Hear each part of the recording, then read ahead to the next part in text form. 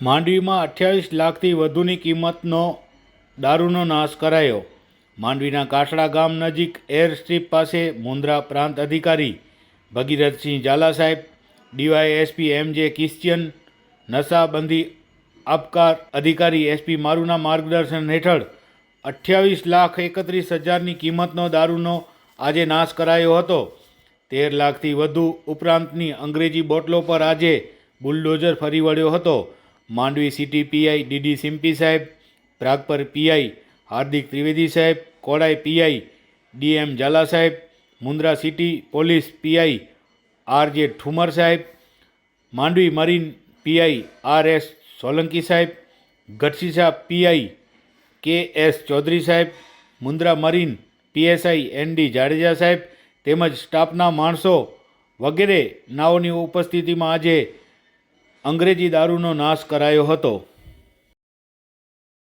જી, આજરોજ માંડવી મુકામે માંડવી અને મુન્દ્રા તાલુકાના સમાવેશ સર્વે પોલીસ સ્ટેશનોમાં જે 10મા મહિના એટલે કે 2024ના 10મા મહિના સુધી જે મુદ્દામાલ પકડાણો એનો નાશ આજે ગૃહ વિભાગના પ્રોટોકોલ મુજબ અત્રે કરવામાં આવેલ છે। માંડવી અને મુન્દ્રાના સમાવેશ સર્વે પોલીસ સ્ટેશનોમાં જે મુદ્દામાલ પકડાયો એ બધાનો નાશ આજે રોજ કરવામાં આવેલ છે। નશોમુક્ત ગુજરાત, નશો ન કરવો જોઈએ અને ગુજરાતને નશામુક્ત અભિયાનમાં જોડાવા માટે સર્વે લોકોને અપીલ છે।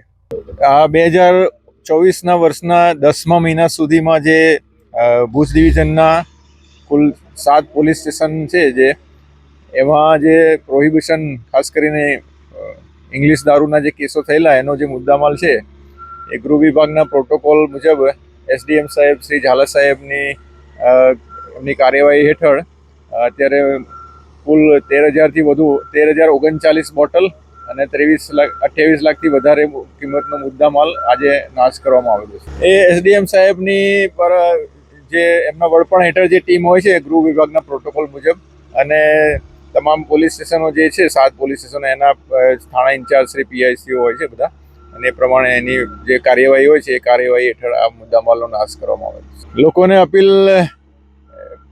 એ જ કરાય કે જે બહુ વર્ષો પહેલાં હું નાનો હતો ત્યારે પણ હું જોતો હતો કે બસોની પાછળ ને હોર્ડિંગમાં કે દારૂડિયો શું દારૂને પીવે છે, દારૂ જ દારૂડિયાને પી જાય છે। એ જ અપીલ છે કે તમે દારૂને નથી પીતા, દારૂ તમને પી જાય છે।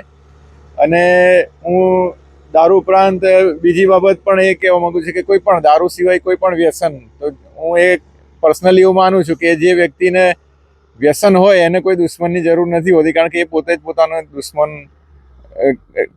બની બેસતો હોય છે। એટલે આનાથી જેટલું દૂર રહે એટલું સારું। અને જો તમને ખબર પડે કે આ જગ્યાએ વેચાય છે તો પોલીસને જાણ કરવી જોઈએ, એ જ હું અપીલ કરું છું।